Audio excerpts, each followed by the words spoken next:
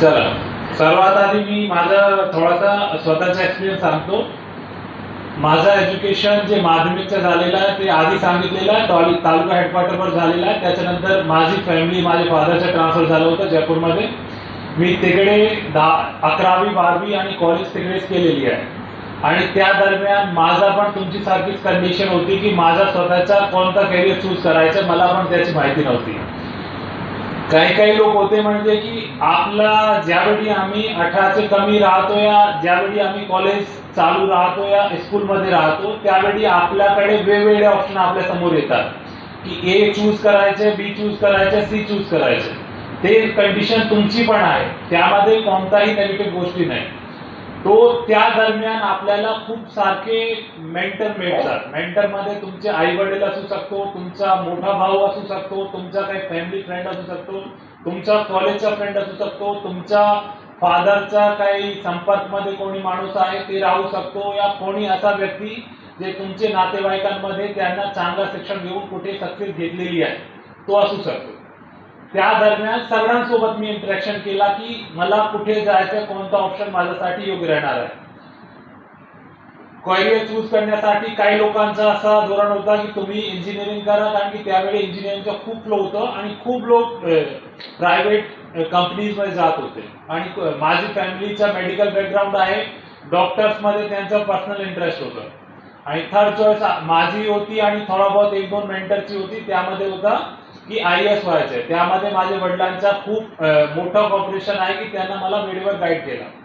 त्यांचा आधीचा मी बॅकग्राऊंड सांगतो. त्यांची स्वतःची जे MBBS झाले होते त्यांच्या, आणि त्यांना मधल्या काळामध्ये जसा MPSC आहे असंच राजस्थानमध्ये RPSC आहे, त्याचा 2-3 महिना अभ्यास केला होता. त्याच्यानंतर त्यांना स्वतःचं फायनान्शियल कंडिशन खूप खराब असल्या कारणामुळे त्यांना तो कॅरियर चॉईस सोडली आणि लगेच त्यांना जॉईन करावा लागला आणि ते PSC मध्ये MOचं काम केलेलं आहे. अशी कंडिशन असताना ज्यावेळी आपल्याकडे दिशा नाही, आपल्याकडे डायरेक्शन्स नाही, त्यावेळी आपल्याला कोणता पाथ चूज करायचा, त्यासाठी आपल्या स्वतःची गट फिलिंग ते खूप महत्वाची असते की मला या डायरेक्शन मध्ये जायचे आहे नाही जायचे. आणि गट फिलिंग फक्त असा डेव्हलप होत नाही की माझ्याकडे मला हे वाटतो की हे पद योग्य आहे, यावर जास्त मोठी पॉवर आहे आणि यावर आम्ही काम यामध्ये गेला तर मला समाजमध्ये यश भेटेल. गट फिलिंग सर्वात आधी यावर डिपेंड करते की आपल्या स्वतःचा इंटरेस्ट कुठे आहे, हॉबी कुठे आहे, आपल्याला कुठे काम करण्यासाठी चांगला स्कोप भेटतो. That is number 1. आणि दुसरा आहे आपला एज्युकेशन बॅकग्राऊंड कोणता आहे, आणि थर्ड आहे आपल्याकडे संघर्षी क्षमता किती आहे. संघर्षी क्षमतामध्ये स्वतःची क्षमता पण आहे आणि फॅमिलीची क्षमता पण आहे. UPSC मध्ये असा नॉर्मली आहे की 2 अटेम्प्ट मिनिमम लागतात. तो तुम्ही बेसिक रिस्क फॅक्टर तुम्ही धरून चला, आणि त्याच्यानंतर तुमची कॅपॅसिटी आहे दो अटेम्प्ट मी मेंटली बिअर करू शकतो. त्यासाठी 2 वर्षासाठी अभ्यास करण्याची माझी खूप क्षमता आहे. पण फॅमिलीचा काही वेळी बॅकअप येत नाही, फॅमिलीची फायनान्शियल कंडिशन वाईट आहे. माइट बी असं असू शकतो की तुम्ही घराचे एकमेव माणूस आहे आणि तुमच्या फॅमिलीमध्ये उत्पन्न घेणारा कोणीच नाही, त्यावेळी तुमचा डिसिजन बिल्डर येणार आहे. तो ओव्हरऑल जो सिनेरियो आहे, आपल्याकडे आपले जितके भी डिसिजन असतात ते नंबर 1 वेल इन्फॉर्म असला पाहिजे. आपल्याकडे जितकी भी नॉलेज आहे ते वाढवा. कॅरियर संदर्भात जितकी भी तुमच्याकडे नॉलेज आहे ते वाढवली पाहिजे. That is number 1. दुसरा आहे आपली स्वतःची कॅपॅसिटी किती आहे ते चेक करणे आणि फॅमिलीची कॅपॅसिटी सोबत चेक करणे. थर्ड आहे फक्त या कारणामुळे की माझ्याकडे वेळ नाही, विकल्प नाही, माझ्याकडे मार्गदर्शन नाही, त्या कारणामुळे कोणताही कॅरियर ऑप्शन स्वतःचे जे कॅरियर आहे त्यामध्ये आउट करू नका. जर तुमची कॅपेबिलिटी आहे ऑटोमॅटिकली तुम्हाला येन प्रकारून तुम्हाला सपोर्ट भेटेल आणि ऑटोमॅटिकली तुम्ही त्या डायरेक्शन मध्ये जाण्याचा स्टार्ट करू शकतो इझिली. तो हे पहिला मुद्दा आहे. कॅरियर संदर्भात आपल्याला निवड करताना प्रॉपरली बसून अभ्यास करून 7-8 दिवस त्यामध्ये वेळ द्या. जसा ए माणूस आहे त्याच्याकडे XYZ 3 विकल्प आहे की मला या 3 चॉईस मध्ये मला आता निवड करायचं. तो त्यासाठी सर्वात आधी की आमची नॉलेज इतकी आहे या नाही. दुसरा आहे आपल्याकडे ज्या एज ग्रुप मध्ये आम्ही आहे, काही लोक या ठिकाणी 15, 16, 17, 18 वयोगटाचे पण आहे. तुम्ही हे बघा, आपल्याला ड्रायव्हिंग लायसन्स कधी भेटतो? 18 मध्ये. आणि आम्ही स्वतःची गाडी चालवण्यासाठी आम्ही 16 वर्षामध्ये डिसाईड करतो. तो आपली मेंटल कॅपॅसिटी, आपला जे सर्कल आहे ते थोडा मोठा होऊ द्या आणि त्यानंतर तुम्ही कॅरियरचं चूज करा. पण ज्यावेळी आम्ही 16 वर्षी होतो त्यावेळी आम्ही असा कधी विचार करत नाही की मला ड्रायव्हिंग चालवता यायला पाहिजे, मी मोकळ्या रस्त्यामध्ये जाणार आहे, इकडे दोघे ठिकाणी झाड राहणार आहे, ठगा राहणार आहे आणि रस्त्यामध्ये मी खूप एन्जॉय करणार आहे. असा स्वप्न प्रत्येक लोक बघतात ना की ड्रायव्हिंग आल्यानंतर आम्ही हे करणार आहे, बरोबर? सेम विथ कॅरियरचा स्वप्न तुम्ही ज्यावेळी जन्माला आला त्यावेळी पासून तुम्ही बघितला, त्यामध्ये कोणतीही चूक नाही. पण फक्त लॅस ऑफ इन्फॉर्मेशन मध्ये जर तुम्ही कॅरियर संदर्भात डिसिजन घेत असेल ते कुठे ना कुठे चुकीचा असू शकतो. तो बेटर आहे की तुम्ही जसं 10वी मध्ये तुम्ही एकदा चूज करा फर्स्ट ऑफ ऑल की मला सायन्स मध्ये जायचे, सायन्स स्ट्रीम मध्ये, किंवा ह्युमॅनिटीज मध्ये जायचे, किंवा कॉमर्स मध्ये जायचे, किंवा XYZ अदर कॅरियर ऑप्शन मध्ये जायचे. ते तुम्ही आधी डिसाईड करून ठेवा. सेकंड ऑप्शन आपल्याकडे येतो, त्याच्यानंतर आपल्याला कोणती कॉम्पिटिटिव्ह एक्झामची तयारी करायची. तुम्ही वर बसून घ्या ना इकडे. करिअर संदर्भात मी माझा अनुभव सांगतो. काय झालं होता की 10वी मध्ये माझा स्वतःचा ओरिएंटेशन होता की मॅथ्स मला घ्यायचंय आणि त्यासाठी मी कोटामध्ये पण गेला होता. राजस्थानमध्ये कोटा आहे, त्या ठिकाणी सगळे लोक IIT JEE आणि एम्स संदर्भात ट्रेनिंग कोचिंग घेत आहे, तो मी गेला होता तिकडे. ओव्हरऑल कंडिशन अशी आली की फर्स्ट ऑफ ऑल माझा खूप म्हणजे मनामध्ये इच्छा होती की मला हे करायचं, ए नावाचं काम करायचंय आणि ते माझी सराउंडिंग कारणामुळे झालं होतं. त्यानंतर काय झालं की XYZ रिझन आला आणि त्या कारणामुळे मला असं वाटलं आणि माझा फादरचा स्पेसिफिकली इंटरेस्ट होता की तुम्हाला जर करायचं नसेल या करायचं असेल तो तुम्ही चूज करण्यापेक्षा मी डिसाइड करतो आणि तुम्ही तिथून या आणि वी विल ट्राई की हम लोग UPSC की तयारी करेंगे वहां. एक 11वीच्या मुलाला काहीच कळत नाही what is UPSC, what is MPSC, आणि त्यामध्ये मला पण कल्पना नव्हती. आम्ही तिथून निघून आला कारण की माझ्यासाठी जस्ट लाईक की तुम यहाँ से पुणे जाओगे, पुणे से रिवर्ट बॅक हो जाओगे, की ए कॉलेज मध्ये मला जायचं नसेल बी कॉलेज मध्ये मी ऍडमिशन घेतो. तसा माझ्याकडे तो डिसिजन होता. म्हणजे की त्या वेळचा डिसिजनचा आज रोजी काय इम्पॅक्ट पडतो त्यावेळी तुम्हाला कल्पना असते, पण ते लॉंग टर्म मध्ये त्याचा इम्पॅक्ट मोठा असू शकतो. याचं म्हणणं हे पण नाही की जे कोटा जातात ते बरोबर काम करत नाही. सगळ्यांचा स्वतःच्या जीवनाचा पाथ असतो, करिअरचा पाथ असतो. ज्या रस्त्यामध्ये तुम्हाला जायचे ते तुम्ही चूज करून ठेवा आणि त्याप्रमाणे जे तुम्ही चूज केलेला आहे त्यावर तुम्हाला अभ्यास करण्याची गरज आहे. 90% लोक तो कोटाचा ऑप्शन चूज करतात ते पण सिलेक्शन होतात. असं नाही आहे की त्यामध्ये सिलेक्शनची रेट कमी आहे. आय एम सेइंग की मी जे पाथ चूज केला ते थोडासा ऑड होता ऍज कम्पेअर टू त्या वेळच्या लोकांचे जे डिसिजन होता. त्यामध्ये माझी 10th मध्ये खूप चांगली पर्सेंटेज आली. 11th-12th मी नेहमीच या क्वेश्चनचा आन्सर केला की तुम्ही मॅथ सायन्स क्यों अडॉप्ट केली नाही, काय कारणामुळे ऑप्ट केली नाही. माझे कॉलेजचे प्रिन्सिपल विचारत होते, माझे कॉलेजचे स्कूलचे टीचर विचारत होते, कंटिन्युअसली त्याचा आन्सर मी देत गेला की मला असा असा माझा प्लॅनिंग आहे, पण मला स्वतःला कल्पना नव्हती. नंतर 10th 11th-12th माझा गेला, कॉलेजमध्ये बी तसाच झाला आणि ज्यावेळी मला थोडासा आयडिया आला तोच होती जे मी तुम्हाला ड्रायव्हिंग लायसन्स म्हणतो 18 वर्षाचे जवळपास. मी सेकंड इयर या फायनल इयर मध्ये होता त्यावेळी मला कल्पना आली की व्हॉट इज UPSC, की मला त्यामध्ये काय काय सिलेबस असतो, काय काय एक्झामचे कोणकोणते पॅटर्न्स आहे. तेव्हापर्यंत मी तुमच्यासारखं कोणत्याही IAS ऑफिसरला भेटला नाही. तेव्हापर्यंत असा मला कोई गायडन्स भेटली नाही की आउट ऑफ द एक सर्कल से बाहेर जाऊन मला कोणाची मदत भेटलेली आहे. माझी फॅमिली होती, थोडेसे नातेवाईक होते आणि काही लोक होते ज्यांना थोडं बहुत चांगला काम गव्हर्नमेंट जॉब मध्ये केलेलं. तो in the second year of my college मला थोडीशी कल्पना आली आणि त्याच्यानंतर मला विचार आला की वी कैन हम लोग जिस भी पाथ में है उसमें मुझे बेस्ट करना है. आणि बेस्ट करण्यासाठी काय आहे, अवेलेबल जितके भी रिसोर्सेस आहे त्याचा मला चांगला वापर करायचा.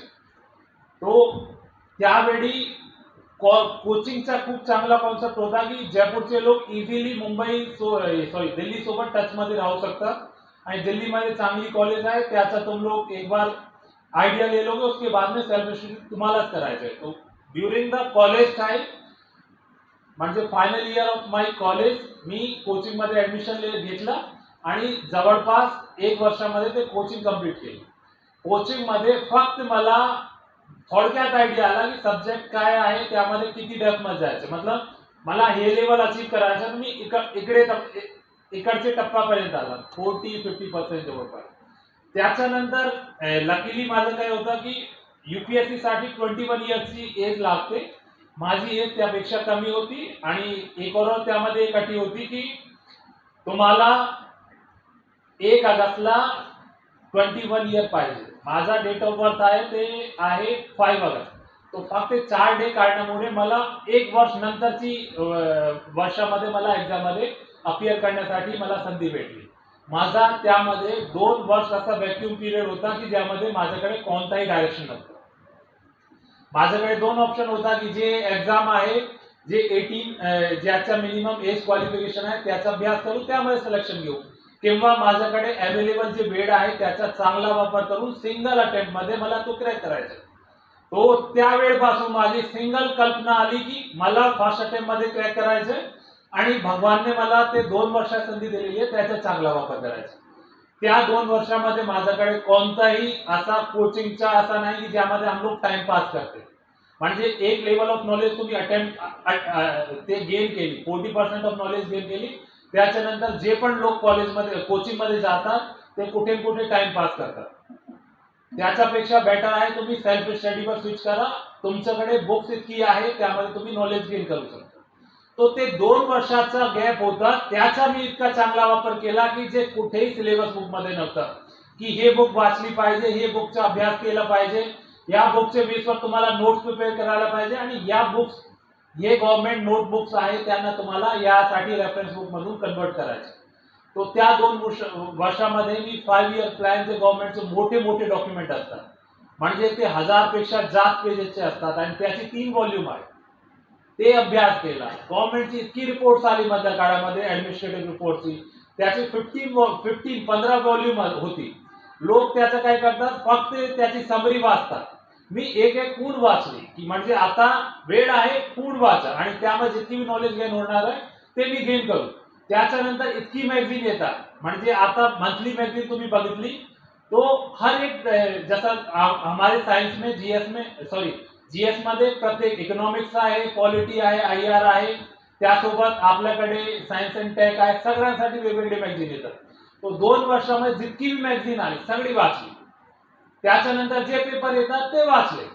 त्याच्यानंतर ऑप्शन राहिलाच नाही की माझा जे नॉलेजचा जे गॅप आहे की मला जीएस मध्ये एक मिनिमम बेस मार्क आहे ते अचीव होण्यामध्ये कोणताही डाऊट राहणार आहे. आणि त्यावेळी एक सिलेबस चेंज झाला होता यूपीएससी मध्ये. जीएस मध्ये आधी 2 सब्जेक्ट होते खूप कमी वेटेज होता. त्याच पिरियड मध्ये त्यामध्ये 4 सब्जेक्ट आले आणि त्याचा वेटेज जवळपास टोटल 2200 पेपर 2200 मार्क्स असतो. जवळपास 1000 नंबरचे मार्क्स जीएस मध्ये येतात. तो त्यामध्ये लोकांची स्ट्रॅटेजी अशी होती की हम लोग ऑप्शनल में आपला नंबर कव्हर करणार आहे आणि एसए मध्ये कव्हर करणार आहे आणि जीएस मध्ये मिनिमम मार्क घेऊन आम्ही एक्झाम क्वालिफाय करणार आहे. पण माझा ते स्ट्रॅटेजी वेगळी गेली कारण की माझ्याकडे वेळ होता आणि मी इतर पेक्षा टोटली स्ट्रॅटेजी डिफरंट केली माझी की जीएस मध्ये मी माझ्या पिरियड मध्ये सर्वात जास्त नंबर घेतले. आणि सेकंड थिंग माझा दोघे अटेम्प्ट आयपीएस मध्ये आणि आयएस मध्ये दोघे अटेम्प्ट मध्ये एक सब्जेक्टने मला डिच केला होता. ज्यावेळी माझा आयएस मध्ये सिलेक्शन झाला त्यावेळी माझे जिओग्राफीचे सेकंड पेपर मध्ये ऑलमोस्ट 74 नंबर आले आउट ऑफ 250. ते कुठेही कोणतीही कॅटेगरी मध्ये ते बसत नाही. माझे सगळे नंबर अबव 100 होते आणि इवन जिओग्राफीचे फर्स्ट पेपर मध्ये 125 नंबर होते. आणि लास्ट इयर मध्ये ज्यावेळी मी आयपीएस मध्ये सिलेक्शन केलं होतं त्याच पेपर मध्ये माझे 150 मार्क्स होते आणि तो कमी होऊन माइट बी त्याचा सब्जेक्टिव्ह पेपर आहे कोणता एक्झामिनर कडे कॉपी गेलेली आहे ते आपल्याला कन्सिडर करावं लागतं. रिस्क फॅक्टर 4-5% राहतो. तो ज्या पेपर मध्ये माझा फर्स्ट अटेम्प्ट मध्ये 150 मार्क्स आले तोच पेपर माझा सेकंड अटेम्प्ट मध्ये त्याच्यापेक्षा चांगला गेला होता आणि तोच पेपरमध्ये माझा 74 नंबर आला. तो माझा बॅकअप प्लॅन इतका चांगला होता की मी फर्स्ट पेपरमध्ये अचीव्ह केले आणि जीएस मध्ये माझ्या टोटली जे पण सेकंड अटेम्प्ट मध्ये सिलेक्शन झालेलं totally based on GS paper बेसवर झालेलं. आणि तो खूप रेअर आहे. जितके बी लोक आयएस मध्ये सिलेक्शन होतात त्यासाठी खूप रेअर आहे की कोणीही जीएस बेसवर स्वतःचा सिलेक्शन घेऊन आणतो. जसा तुम्ही क्रिकेटमध्ये म्हणतो की काही वेळी आपल्या MS धोनीचा आम्ही नेहमी एक्झाम्पल देतो की ज्यावेळी आपली बॅड परफॉर्मन्स राहते त्यावेळी पण आपल्याला रेडी राहावा लागतो आणि त्यावेळी आपल्याला परफॉर्म करावा लागतो. त्यासाठी तुम्हाला रेडी राहावंच लागेल. प्रत्येक वेळी तुमचा लक तुम्हाला साथ देणार नाही. तुम्हाला असा चालणार नाही की मला या सब्जेक्टमध्ये मी असा नंबर घेतला. जसा तुम्ही कॉलेजमध्ये करतात की मला पास व्हायचंय, पास होण्यासाठी मला यामध्ये असा नंबर आले, लास्ट इयरचे पेपर वगैरे बघितले आणि त्याच्या बेसवर मी एक्झाम मध्ये अपियर होणार आहे आणि त्याच्या बेसवर माझं सिलेक्शन होणार आहे. कॉम्पिटिटिव्ह एक्झाम वेगळं आहे, ते ओपन ओशियन आहे, त्यामध्ये वेगवेगळी फिशेस आहे. ते तुम्हाला कुठेही कसाही प्रकारून ट्रॅप करू शकतो. तो तुम्हाला स्वतःचा आर्मर इतका वेल प्रिपेअर करायचा की तुमच्याकडे हिट होण्याची, तुमच्याकडे आघात लागण्याची शक्यता मिनिमम राहिली पाहिजे. That is my learning from this UPSC exam. तुम्हाला जर वाटत असेल तुम्ही स्वतः बघा. माझा 2 वर्ष पूर्वी आणि 2 वर्ष नंतरचा सेम एक्झाम पॅटर्न होता. जीएस मध्ये किती लोकांचे नंबर आलेले तुम्ही ते बघितला, तुम्हाला ऑटोमॅटिकली आयडिया येतील की कशा रीतीने मी सिलेक्शन घेतलेले.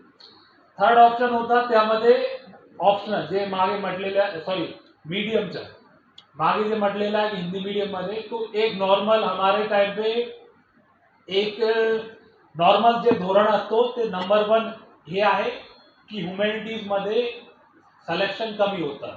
जवळपास 50% या 40% इंजिनियर बॅकग्राऊंडचे होतात, 20% या 15% मेडिकल बॅकग्राऊंड पे लॉ आहे, त्याच्यानंतर अदर स्ट्रीम्स आहे, कॉमर्स वगैरे आहे. कारण की आमच्या पिरियडमध्ये 2008चा रेसेशन आला होता आणि ज्यावेळी मी कॉलेजमध्ये ज्यावेळी मी 10th मध्ये ह्युमॅनिटी सिलेक्ट केली होती त्यावेळी माझे जवळपासचे पर्सेंटेजचे जितके मुलं होते ते मॅथ्स मध्ये गेले होते.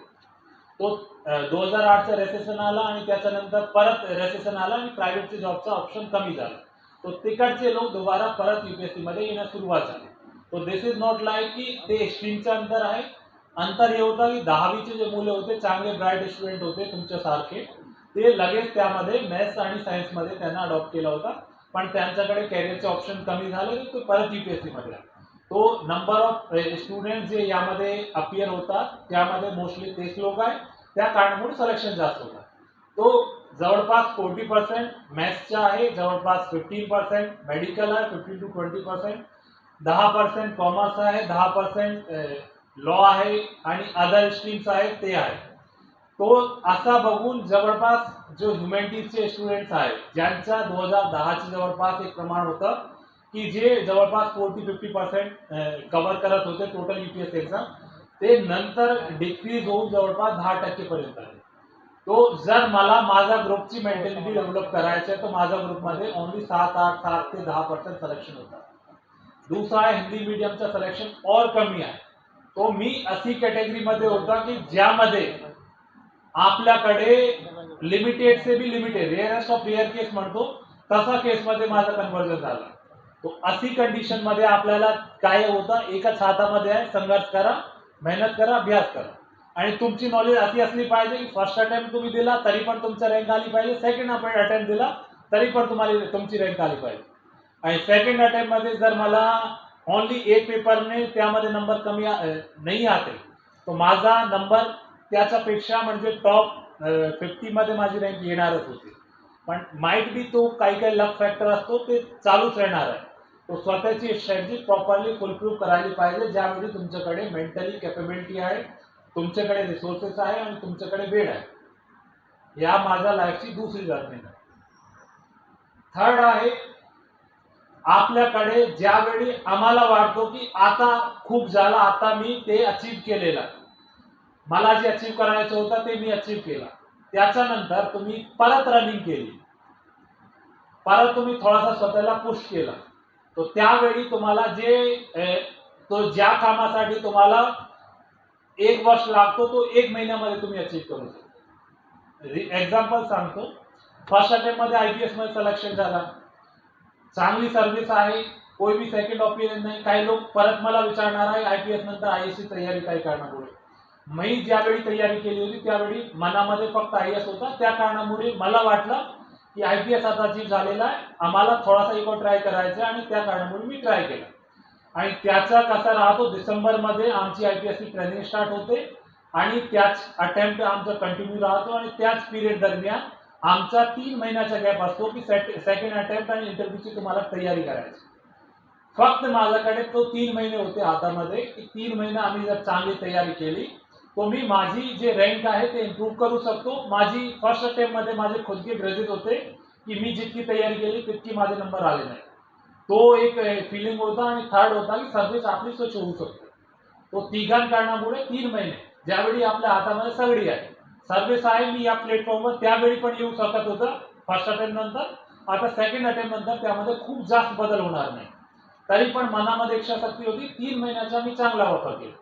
चांगला म्हणजे असा नाही की परत ते प्रॉपरली नॉलेज लागली, फक्त हे केलं की माझी फर्स्ट अटेम्प्ट मध्ये काय काय चूक राहिली, काय काय मध्ये मला फोकस करायचे, तो मी फक्त हार्ड वर्किंग केला नाही, त्यावेळी ओनली स्मार्ट वर्क केला की यामध्ये हे गॅप आहे, हे मी केला तर माझा नंबर ऑटोमॅटिकली इन्क्रीज होणार आहे. तो त्यावेळी फक्त 3 महिन्याच्या अभ्यासमध्ये मला IAS अचीव झाले. तो त्यावेळी इंटरव्ह्यू मध्ये विचारला आणि नेहमीच खूप लोक प्रश्न विचारत होते की ज्यावेळी हम लोग मॉक टेस्ट की तयारी करते थे की तुम्ही परत काय कारणामुळे, तुमच्याकडे चांगली सर्व्हिस आहे, हे आहे, तो आहे. पण तो वेळचा मला आज मी यदि बॅकग्राऊंड मध्ये आता विचार करत आहे, तो 3 महिन्याचा ते अभ्यास आहे ते माझ्यासाठी खूप सफिशियंट राहिला आणि त्याचा मी समाधानकारक आहे, त्यावर मी वेळ देतो. तो तुमच्यापैकी हो सकता है कि कोई लोकांना IPS भेटत नसेल, कोई लोग अभी हो सकता है कि JEE पोस्ट लेके अभी सेटल होने का प्लॅन कर रहे, पण तुमच्याकडे थोडीशी एनर्जी आहे, संघर्ष करण्याचा तुमच्याकडे थोडासा तो आहे, एनर्जी आहे आणि त्याचा वापर करून तुम्हाला एक और अटेम्प्ट करायचा आहे, मोठी एक्झामची तयारी करायची आहे. तो त्यासाठी कधीही घाबरू नका. तुमचं फायनान्शियल बेस तयार झालेला आहे, तुमच्या हातामध्ये एक नोकरी आहे, तो जाणार नाही. तुम्हाला फक्त ते नोकरीचा जे आहे एक होता है जो नशा बोलते हैं जिसको हिंदी में, की स्वतःचा हँगओव्हर एक डेव्हलप होऊन जातो की माझ्याकडे हे झाला तो झाला. पण तो थोडासा तुम्ही डाऊन केला आणि एक स्टुडंट सारखा तुम्ही एक स्वतःला व्यवहार केला आणि त्याप्रमाणे तुम्ही अभ्यास केला. तो तुम्हाला जे अभ्यास करण्यासाठी मैं पहले बोला था कि एक साल लगेगा, वो 3 महीने 2 महीने 1 महीने में तुम अचीव कर पाओगे. रनिंग तुम्ही करतात, रनिंग मध्ये स्टार्टिंग के 1 किलोमीटर भागोगे तो कैलोरी खूप कमी बर्न होता, पर 1 किलोमीटर के बाद में भागोगे उस पर कैलोरी बढ़ने की रेट बढ़ जाती है. तो सेम ऐसा है कि तुम लोग अभी स्टडी कर, तुम अभी रनिंग कर रहे हो, तुम अभी जितना भाग रहे हो वो तुम्हारा बेस फाउंडेशन बहुत मजबूत कर रहा है. पण त्याच्यानंतर जर तुम्हाला परत तुम्ही थोडासा कमिटमेंट करून तुम्ही पुढे गेले तो तुमचा जे रिझल्ट आहे ते आणखी चांगला येणार आहे. तो लर्निंग नंबर 3 माझ्या कॅरियरमधून हेच आहे की आपल्याकडे अभ्यास कधी सोडवायचा नाही, आपल्याला लगातार नेहमी मेहनत करायचं आणि जेव्हापर्यंत तुमचा टार्गेट अचीव होत नाही तेव्हापर्यंत तुम्ही चांगला रीतीने तुम्ही अभ्यास करा. याच्यानंतर पुढचा एक टप्पा आहे, आपली फॅमिली किती मदत करतात टोटल या जर्नीमध्ये.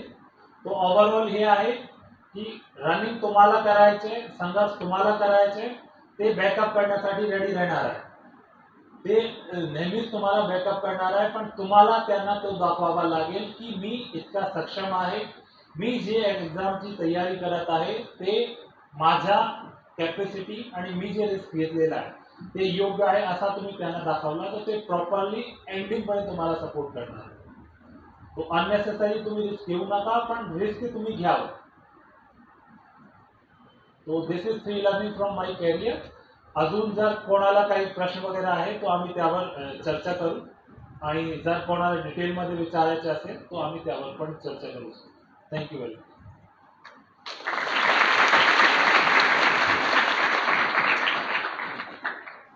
कोई भी प्रश्न विचारू शकतो आणि त्याच्यानंतर आम्ही पुढच्या टप्प्यावर येऊ. कोणी आहे? How to develop personality in the view of interview? Note कर लो. ओके एनी अदर 5-6 क्वेश्चन एकदाच विचारतो आणि ते नोट करून आम्ही पुढच्या एक बार मी उसको हां सर